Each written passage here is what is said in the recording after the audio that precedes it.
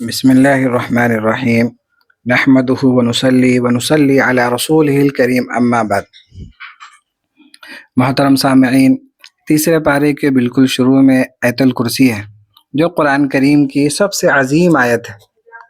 قرآن کریم میں 6666 آیتیں ہیں، ان میں سب سے عظیم آیت آیت الکرسی ہے۔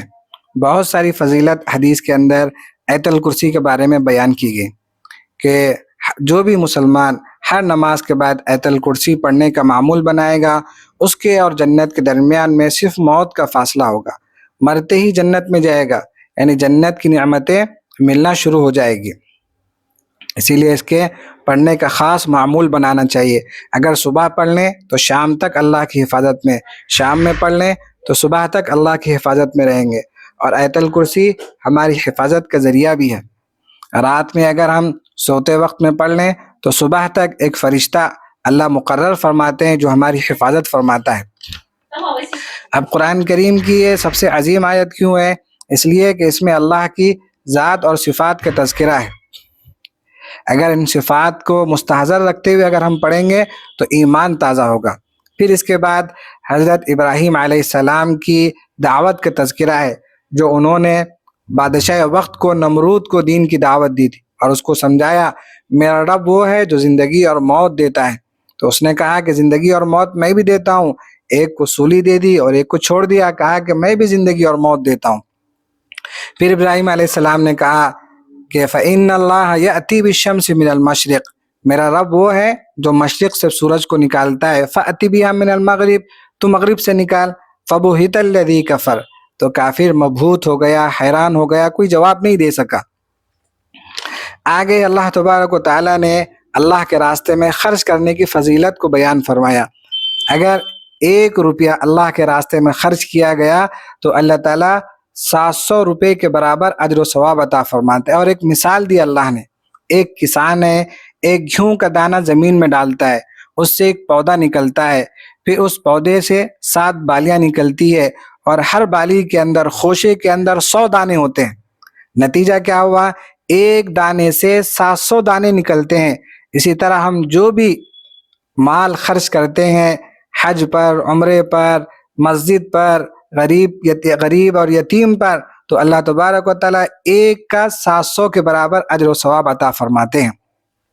لیکن ہم سب کو اس بات کی بھی کوشش کرتے رہنا چاہیے کہ ہم جو بھی صدقہ و خیرات کرتے ہیں اللہ کے پاس قبول ہو جائے۔ قبول جب ہوگا جب حلال ہوگا۔ اللہ تعالیٰ طیب ہے، اور طیب ہی کو، پاکیزہ مال ہی کو اللہ تعالیٰ قبول فرماتے ہیں۔ اگر مال حرام ہوگا تو اللہ کے پاس وہ قابل قبول نہیں ہے۔ آگے اللہ تعالیٰ نے کچھ آداب بیان فرمائے کہ یا ایھا الذین آمنوا لا تبطلوا صدقاتکم بالمن والاذی، صدقہ و خیرات کو اپنے ضائع نہ کرو، اے ایمان والو، احسان جتا کر، تکلیف پہنچا کر اپنے صدقات کو ضائع مت کرو۔ کسی پر احسان جتا کر اور کسی کو تکلیف پہنچا کر اپنے صدقات کو ضائع مت کرو، یعنی کہ کسی پر ہم نے احسان کیا تو اس کو بھول جانا چاہیے، احسان نہیں جتانا چاہیے۔ احسان جتانے سے ہمارا ثواب ضائع ہو جاتا ہے۔ اس کے بعد فرمایا قول معروف، کہ اس کا مطلب یہ ہے کہ اگر ہم کسی کو کچھ نہیں دے سکتے تو بھلی بات کر دو، اخلاق ہی سے بات کر دو، جھڑکو مت، ڈانٹ ڈپٹ مت کرو۔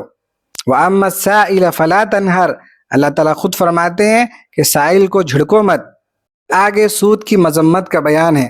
یا ایھا الذین آمنوا اتقوا اللہ وذروا ما بقی من الربا ان کنتم مؤمنین، اے ایمان والو اللہ سے ڈرو، جو سود ابھی باقی ہے اس کو چھوڑ دو۔ مطلب یہ کہ اب سود وصول مت کرو۔ فَإِن لَمْ تَفْعَلُوا فَأْذَنُوا بِحَرْبٍ مِّنَ اللَّهِ وَرَسُولِهِ، اگر تم نے ایسا نہیں کیا تو اللہ اور اس کے رسول سے جنگ کرنے کے لیے تیار ہو جاؤ۔ بڑی سخت وعید ہے۔ کون ہے جو اللہ اور اس کے رسول سے جنگ کر سکتا ہے؟ امریکہ سے نہیں، اللہ سے، اس کے رسول سے جنگ کون کر سکتا ہے؟ اگر ہم سود سے باز نہیں آئے تو ہم اللہ اور اس کے رسول کے باغی کہلائیں گے۔ آخرت کے اندر بڑا سخت عذاب ہوگا۔ حضور اکرم صلی اللہ علیہ وسلم جب معراج میں تشریف لے گئے تو آپ صلی اللہ علیہ وسلم نے دیکھا بعض لوگ ہیں جن کے پیٹ کمروں کی طرح بڑے بڑے ہیں اور ان کے اندر سانپ ہے۔ حضرت جبرائیل علیہ السلام سے پوچھا کون ہے؟ تو حضرت جبرائیل نے کہا سود خور ہے۔ اللہ سے دعا ہے اللہ تعالی ہم سب کی سود سے حفاظت فرمائے۔ آخر میں سورہ بقرہ کی 2 آیتیں بڑی اہم ہیں، بڑی فضیلت والی آیتیں ہیں کہ وہ معراج کا تحفہ ہے۔ یہ آیتیں اللہ نے عرش کے خاص خزانے میں سے عطا فرمائی۔ آمن الرسول سے آخر تک حدیث میں حضور اکرم صلی اللہ علیہ وسلم نے فرمایا جس شخص نے رات کو یہ 2 آیتیں پڑھ لیں، یہ آیتیں اس کے لیے کافی ہو جائے گی۔ بہت زیادہ عبادتیں نہ کر سکیں، یہ 2 آیتیں پڑھ لیں اس کے لیے کافی ہو جائے گی۔ اگر عشاء کے بعد یہ 2 آیتیں پڑھ لیں تو تہجد کے قائم مقام ہوگی۔ اس کے بعد سورہ آل عمران ہے۔ آل عمران کے اندر اللہ نے حضرت عیسیٰ علیہ السلام کے بارے میں ذکر فرمایا۔ ان کے جو باطل عقیدے تھے عیسائیوں کے، ان کی تردید کی گئی، جو حضرت عیسیٰ علیہ السلام کو خدا اور خدا کا بیٹا کہا کرتے تھے۔ اور اللہ نے حضرت عیسیٰ علیہ السلام کی مثال دی حضرت آدم علیہ السلام سے کہ ان مثل عیسیٰ عند اللہ کمثل آدم، اللہ کے نزدیک عیسیٰ کی مثال تو آدم کی طرح ہے، خلقہ من تراب ثم قال له کن فیکون، کہ اللہ نے ان کو مٹی سے پیدا کیا پھر کہا ہو جا تو وہ ہو گئے۔ حضرت آدم علیہ السلام کے نہ باپ ہے نہ ماں ہے، اگر حضرت عیسیٰ علیہ السلام کو کوئی باپ نہیں ہے تو حیرت کی کیا بات ہے۔ ان کو بھی مٹی سے پیدا کیا اور ان کو بھی مٹی سے پیدا کیا۔ آگے اللہ کی اختیار اور قدرت کا بیان ہے، بڑی عظمت والی آیت ہے۔ قل اللہم مالک الملک تؤتی الملک من تشاء وتنزع الملک ممن تشاء وتعز من تشاء وتضل من تشاء بیدک الخیر انک علی کل شیء قدیر۔ آپ کہہ دیجئے پوری سلطنت کے مالک، آپ جسے چاہتے ہیں حکومت عطا فرماتے ہیں، جس سے چاہتے ہیں حکومت کو چھین لیتے ہیں، جس کو چاہتے ہیں اقتدار عطا کرتے ہیں، جس سے چاہتے ہیں اقتدار کو چھین لیتے ہیں، جسے چاہتے ہیں عزت عطا فرماتے ہیں، جس کے بارے میں چاہتے ہیں عزت عطا کرتے ہیں، جس کو چاہتے ہیں اس کو ذلیل کر دیتے ہیں۔ عزت اور ذلت اللہ کے قبضے میں ہے، انسانوں کے ہاتھ میں نہیں ہے۔ بیدک الخیر، آپ ہی کے ہاتھ میں ہر بلائی ہے۔ انک علی کل شیء قدیر، آپ ہر چیز پر قادر ہے۔ اللہ تعالیٰ ہر چیز پر قادر ہے اور بندہ ہر چیز پر قادر نہیں ہے۔ کمال قدرت کا بیان ہے اس آیت کے اندر، اس کو بار بار پڑھتے رہنا چاہیے۔ پھر آگے حضور اکرم صلی اللہ علیہ وسلم کی پیروی کا حکم دیا گیا کہ آپ کہیے قل ان کنتم تحبون اللہ، آپ کہہ دیجئے اگر تم اللہ سے محبت کرتے ہو تو فاتبعونی، تو تم میری اتباع کرو، یحببکم اللہ، تو اللہ بھی تم سے محبت کرے گا، وَيَغْفِرْ لَكُمْ ذُنُوبَكُمْ، اور اللہ تعالیٰ تمہارے گناہ معاف کر دے گا، بے شک اللہ تعالیٰ بخشنے والا ہے اور مہربان ہے۔ دیکھیں ہم اللہ کے محبوب کیسے بنیں گے؟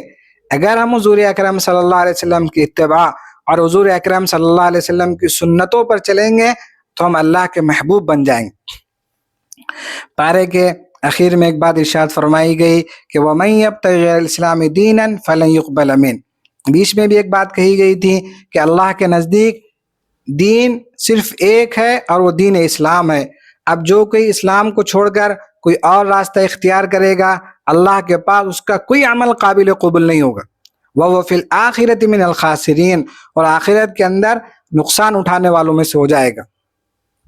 قیامت کے دن کافر عذاب سے بچنے کے لیے پوری زمین بھر کر سونا بھی دینا چاہے تو ہرگز قبول نہیں کیا جائے گا، اور ان کے لیے دردناک عذاب ہوگا اور ان کا کوئی مددگار نہیں ہوگا۔ آخر میں اسی الفاظ کے ذریعے سے پارے کو ختم کیا گیا اور ہم سب کو یہ بات سمجھائی گئی کہ نجات کا راستہ اسلام پر زندگی ہے اور اسلام پر خاتمہ ہے۔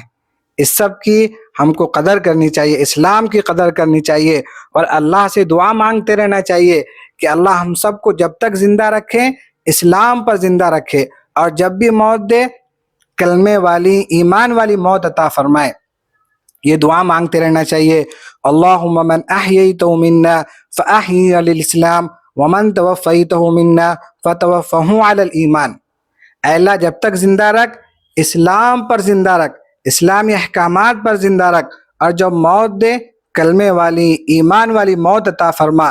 یہ اللہ سے دعا مانگنا چاہیے۔ حقیقتاً بہت بڑی نعمت ہے اسلام کی نعمت، دین کی نعمت بہت بڑی نعمت ہے۔ اس سب کی ہم سب کو قدر کرنی چاہیے اور اس کے مطابق اپنی زندگی گزارنی چاہیے۔ اللہ سے دعا ہے کہ اللہ تعالیٰ ہم سب کو توفیق عمل عطا فرمائے. آمین. وآخر دعوانا الحمد للہ رب العالمین.